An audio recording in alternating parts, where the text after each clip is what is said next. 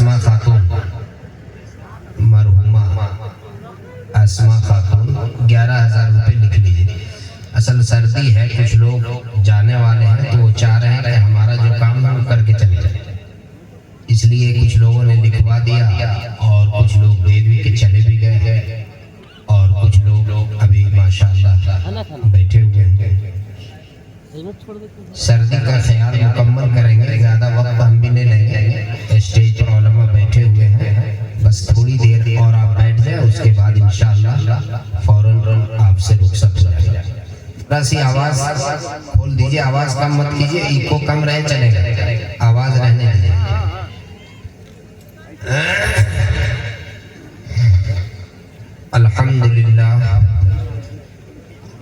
الحمدللہ نحمده ونستعینه ونستغفره ونؤمن به ونتوکل علیہ ونعوذ باللہ من شرور انفسنا ومن سیئات اعمالنا من يهده الله فلا مضل له ومن يضلله فلا هادي له ونشهد ان لا اله الا الله وحده لا شريك له ونشهد أن سيدنا وسندنا ونبينا وحبيبنا ومولانا محمدا عبده ورسوله صلى الله تعالى عليه وعلى آله وبارك وسلم تسليما كثيرا كثيرا أما بعد أعوذ بالله من الشيطان الرجيم بسم الله الرحمن الرحيم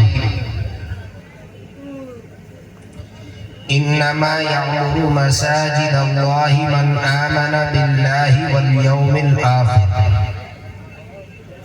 وقال النبي صلى الله عليه وسلم من بنى لله مسجدا بنى الله له بيتا في الجنة عن عبد الله بن عمر قال النظر إلى كعبة عبادة النظر إلى وجه الوالدين عبادة النظر إلى العالم وفي رواية النظر إلى العالم التقي عبادة النظر إلى كتاب الله عبادة صدق الله مولانا العظيم وصدق رسوله النبي الكريم ونحن على ذلك لمن الشاهدين والشاكرين اللهم صل على سيدنا وسندنا ونبينا وحبيبنا ومولانا محمد وبارك وسلم۔ انتہائی عظیم المرتبہ صدر اجلاس حضرت مولانا قاری اشرف الحق صاحب مظاہری دامت برکاتہم العالیہ، نائب محتمین مدرسہ عالیہ عربیہ پترا ٹولی کانکے، آج کے اس جلسے کے خطیب اول حضرت مولانا منصور عالم صاحب مظاہر قاسمی مظاہری مدذ اللہ العالی، استاذ مدرسہ عربیہ عالیہ پترا ٹولی کانکے، اور ہمارے شہر رانچی کے بہت ہی معتبر شخصیت جو اس وقت پورے شہر میں ہی نہیں بلکہ پورے صوبے میں ایک بہترین قاری قرآن تالی قرآن کی حیثیت سے متعارف ہے، جن کا تعارف ابھی نقیب اعظم حضرت قاری مجاہد حسنین حبیبی فرما رہے تھے، حضرت قاری صہیب صاحب، جن کی تلاوت کلام اللہ سے جلسے کا آغاز ہوا۔ اسٹیج پہ معزز علماء و دانشوران تشریف رکھتے ہیں، میں چاہتا ہوں کہ چند منٹ میرے طرف آپ کی توجہ ہو جائے، چونکہ صاحب اسٹیج جب اسٹیج سے جانے لگتے ہیں تو پھر نیچے والے بھی ہمت کرتے ہیں کہ اب ہمیں بھی جانا چاہیے۔ ہمارے حضرت صدر محترم معزز ہیں، بزرگ شخصیت ہیں، حضرت والا تھوڑی دیر کے لیے کھانا بھی نہیں کھائے تھے، اس لیے تشریف لے گئے، لیکن باقی جو ہمارے علماء ہیں وہ اسٹیج پر بیٹھے ہوئے ہیں، آپ کی توجہ ادھر ہے۔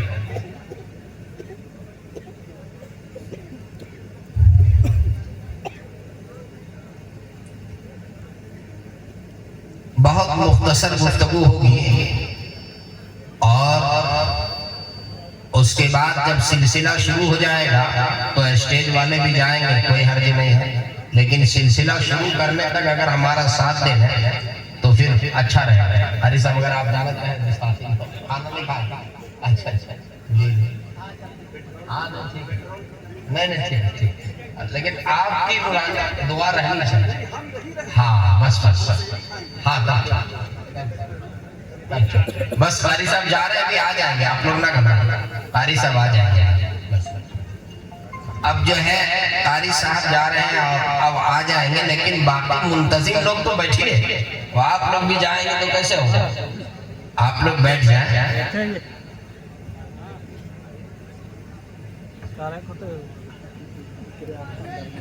ذمہ دار حضرات جو ہیں کم سے کم وہ جو ہے باہر جو ہے وہ اندر آ جائیں، بیٹھ جائیں۔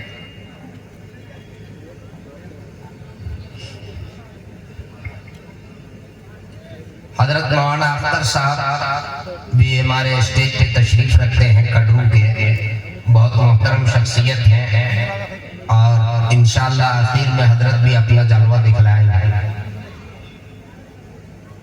گفتگو شروع کی جائے؟ شمشیر بھائی بھی چلے گئے کیا؟ ہے ٹھیک جی جی، اصل میں کچھ لوگ ایسے ہیں جو چلے جاتے ہیں تو لوگ بھی چلے جاتے ہیں، نعت جو سننے والے ہیں جب شاعر چلا گیا تو نعت تو سامعین بھی چلے جاتے ہیں، اس لیے تھوڑا سا اس کا خیال رکھنا چاہیے۔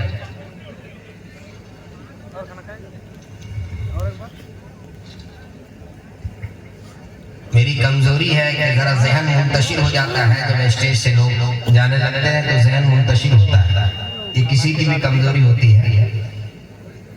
درود شریف پڑھیں، اللہم صلی علی سیدنا و سندنا و نبینا و حبیبنا و مولانا محمد و بارک وسلم۔ آج کا یہ جلسہ تعمیر مسجد کے عنوان سے منعقد ہوا ہے، اور اس عنوان سے متعلق گفتگو بھی آپ نے سماعت کی، اور مقصد سمجھتے ہوئے آپ حضرات نے اپنا تعاون کا سلسلہ بھی شروع کر دیا۔ مسجد اللہ کا گھر ہے، پیارے آقا جناب محمد رسول اللہ صلی اللہ علیہ وسلم کا ارشاد گرامی کہ اس روئے زمین پہ سب سے بہتر جگہ مسجد، اللہ کا گھر سب سے بہتر۔ ابھی آپ کے سامنے ہندوستان کے بہت ہی مشہور نقیب جناب قاری مجاہد حسنین حبیبی جس جلسے میں، جس کانفرنس میں حبیبی صاحب موجود ہوں، آج تک میری نگاہوں نے اس پروگرام کو ناکام ہوتا ہوا نہیں دیکھا، چونکہ کسی بھی پروگرام کی کامیابی میں نقیب کا سب سے بہت اہم کردار ہوتا ہے۔ انہیں معلوم ہے کہ پروگرام کو کس طرح سے چلانا ہے اور اسے کس موقع پہ استعمال کرنا ہے۔ اس میں حبیبی صاحب کو مہارت تو پہلے سے ہے، لیکن اس وقت یہ بہت ہی بابرکت سفر سے لوٹے، جس کا ذکر بھی ابھی وہ کر رہے ہیں۔ ابھی چند دنوں قبل صرف 12 دن ہوئے ہیں، حبیبی صاحب عمرے کے مبارک سفر سے یہ لوٹے ہیں، اور انہوں نے اس مقام مقدس کی زیارت کی ہے جو اس روئے زمین پہ سب سے بہتر، جسے کعبۃ اللہ شریف کہا جاتا ہے۔ میں خطبے میں ایک جلیل القدر صحابی حضرت عبداللہ ابن عمر رضی اللہ تعالی عنہ کا ایک قول نقل کیا، جس کا خلاصہ یہ ہے کہ یوں تو اللہ کا نظام اور ضابطہ ہمارے یہاں یہ ہے، عمل پر ثواب مرتب ہوتا ہے۔ ہم سب مسلمان ہیں، مذہب اسلام کے پیروکار ہیں، دستور اور ضابطہ یہی ہے، عمل پر ثواب مرتب ہوتا ہے۔ ایک آدمی نماز پڑھتا ہے، نماز پڑھنے کے لیے تکبیر تحریمہ کہتا ہے، اللہ اکبر ثنا پڑھتا ہے، سورہ فاتحہ پڑھتا ہے، سورت ملاتا ہے، پھر رکوع کرتا ہے، سبحان ربی العظیم کہتا ہے، سجدہ کرتا ہے، سبحان ربی الاعلیٰ کہتا ہے۔ جب وہ نماز سے فارغ ہوتا ہے اسے نماز کا ثواب ملتا ہے۔ ایک آدمی صبح سے لے کر شام تک کھانے پینے سے، نفسانی خواہشات سے اپنے آپ کو دور رکھتا ہے، اسے روزے کا ثواب ملتا ہے۔ ایک آدمی زکوٰۃ اور صدقہ دیتا ہے تو اسے صدقہ اور زکوٰۃ دینے کا ثواب ملتا ہے۔ ایک آدمی حج کے لیے جاتا ہے اسے حج کا ثواب ملتا ہے۔ لیکن چار ایسی چیزیں ہیں، چار عمل ایسا ہے، چار چیزیں ایسی ہیں جس پہ انسان صرف اپنی نگاہ ڈالے، صرف اس کو اپنی نگاہ سے دیکھے، کوئی محنت نہیں، کوئی مشقت نہیں، کوئی مجاہدہ نہیں، صرف نگاہ ڈالی جائے اور ثواب مرتب ہو جائے۔ ایسی چیزیں کتنی ہیں؟ چار۔ وہ چار تو بیان کرنے کا موقع نہیں ہے، میں ایک صرف بیان کروں گا جو آج کے جلسے کا عنوان ہے، اور اگر موقع رہا تو بعد میں پھر دیکھوں گا۔ پہلی چیز النظر الی کعبۃ عبادۃ، کعبۃ اللہ شریف جسے اللہ کا گھر کہا جاتا ہے، اللہ کا گھر کہا جاتا ہے۔ اللہ کے گھر کو دیکھنا ثواب ہے۔ ایک آدمی حج کے لیے گیا، ایک آدمی عمرے کے لیے گیا، ابھی خانہ کعبہ کا اس نے طواف نہیں کیا، ابھی حجر اسود کو بوسہ نہیں دیا، ابھی وہ ملتزم سے نہیں لپٹا، ابھی وہ رمی جمار نہیں کیا، ابھی وہ وقوف عرفہ نہیں کیا۔ حاجی حج کے لیے جاتا ہے، عمرہ کرنے والا عمرے کے لیے جاتا ہے، اس کی پہلی نگاہ بیت اللہ شریف کے اوپر پڑتی ہے، ثواب مرتب ہو جاتا ہے۔ پہلی نگاہ بیت اللہ شریف پہ پڑی، ثواب مرتب ہو گیا۔ اور سچی بات یہ ہے، اللہ کے گھر کو دیکھنے کے بعد جو کیفیت پیدا ہوتی ہے، ابھی حبیبی صاحب اللہ کے گھر کی زیارت کر کے آئے ہیں، اللہ کے گھر کی زیارت کے بعد جو کیفیت پیدا ہوتی ہے، میں نے بچپن میں یہ نعت کا یہ شعر سنا تھا، کعبے پہ پڑی جب پہلی نظر وہ کیا چیز کی دنیا بھول گئے۔ اللہ کے گھر پہ جب نگاہ پڑتی ہے وہاں انسان کی کیفیت بدل جاتی ہے، دل کی کیفیت بدل جاتی ہے، دل کا حال بدل جاتا ہے۔ کعبے پہ پڑی جب پہلی نظر وہ کیا چیز کی دنیا بھول گئے۔ اللہ آپ سب کو، ہم سب کو اللہ اپنے گھر کی زیارت نصیب فرمائے۔ آمین آمین۔ میرے دوستو، اس روئے زمین میں سب سے پہلا اللہ کا گھر جس کی سب سے پہلے تعمیر ہوئی وہ کعبۃ اللہ شریف ہے۔ ذرا توجہ کیجیے گا، میں موضوع پر آ کے سب سے پہلا گھر وہ اللہ کا گھر کعبۃ اللہ شریف، کعبۃ اللہ۔ حدیث میں ہے کہ حضرت ابو ذر غفاری رضی اللہ تعالیٰ عنہ نے پیارے آقا صلی اللہ علیہ وسلم سے عرض کیا، اے اللہ کے رسول، اس روئے زمین پہ سب سے پہلے اللہ کا گھر کون سا ہے؟ سب سے پہلی مسجد کون سی ہے؟ اللہ کے رسول نے ارشاد فرمایا، کعبۃ اللہ. پھر عرض کیا اللہ کے رسول اس کے بعد کون سی مسجد ہے؟ آقا نے عرض کیا بیت المقدس، مسجد اقصی. پھر عرض کیا اللہ کے رسول ان دونوں کے درمیان کتنی مدت کا فاصلہ ہے؟ آقا نے فرمایا 40 سال کا فاصلہ. 40 سال کا فاصلہ. سب سے پہلے کعبۃ اللہ شریف.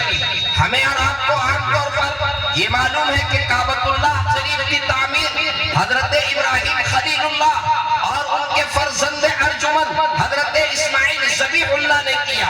لیکن صحیح بات یہ ہے حضرت ابراہیم علیہ السلام یہ مجدد ہیں. انہوں نے بعد میں نئی تعمیر انہوں نے ضرور کی، لیکن سب سے پہلے اس گھر کی تعمیر اللہ نے فرشتوں سے کرائی. اس کے بعد ان کے نقوش مل چکے تھے. پھر حضرت آدم علیہ السلام نے اس گھر کی تعمیر کی، اور پھر اس کے بعد جو ہے اللہ نے اپنے خلیل حضرت ابراہیم علیہ السلام کو حکم دیا. اسی نقوش کے اوپر حضرت ابراہیم علیہ السلام نے کعبۃ اللہ شریف کی تعمیر کی. اللہ اکبر. اور بیت المقدس جس کی تعمیر حضرت سلیمان علیہ السلام نے.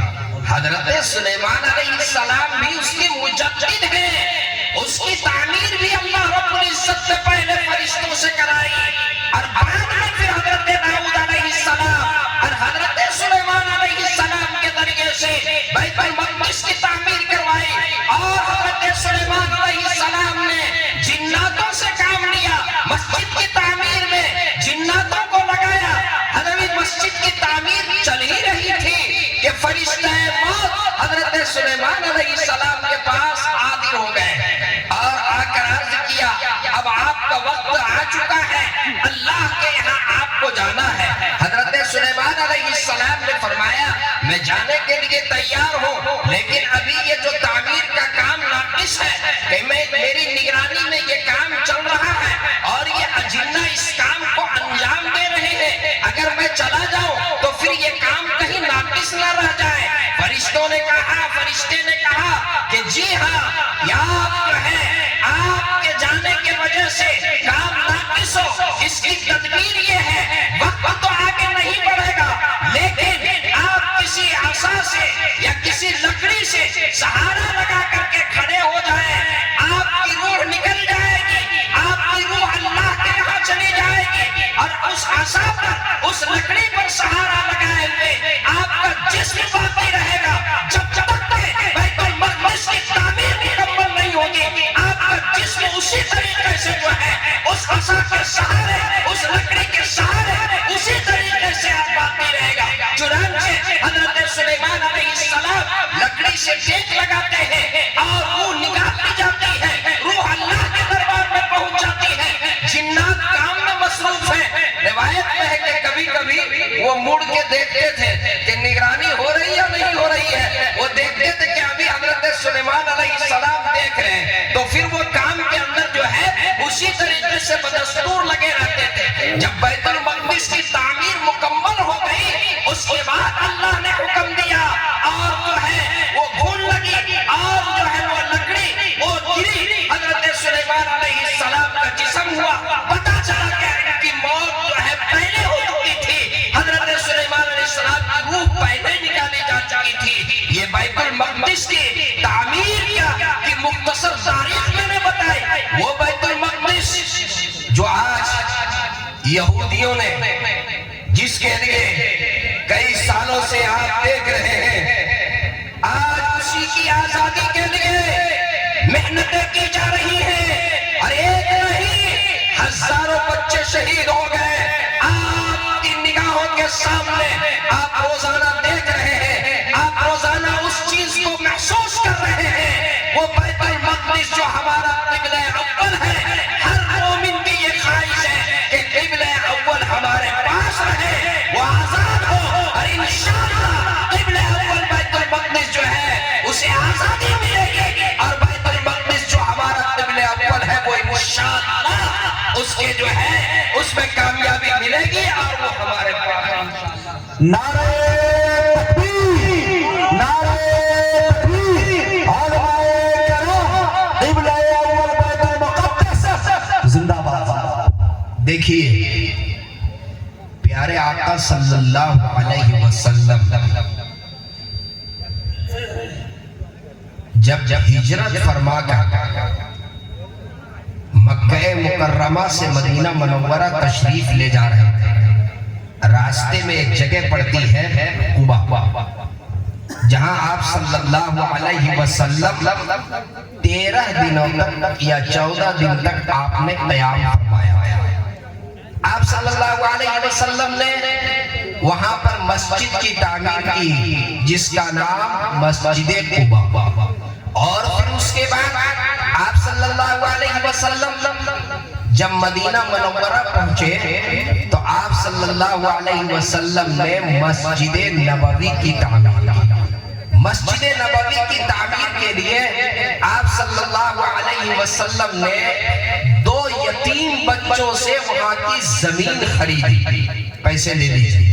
بس ایک بات میں عرض کر رہا ہوں، توجہ سے سن لیں، اس کے بعد میں آپ سے درخواست کر دوں گا، میری گزارش یہ ہوگی جو لوگ جا چکے ہیں وہ جا چکے ہیں، آپ پہلے مجھے اجازت دیں کہ 10 منٹ میں اور گفتگو کروں، 10 منٹ گفتگو کروں میں، ذرا ہاتھ اٹھا کر ہمت سے جواب تو دیجئے۔ ماشاءاللہ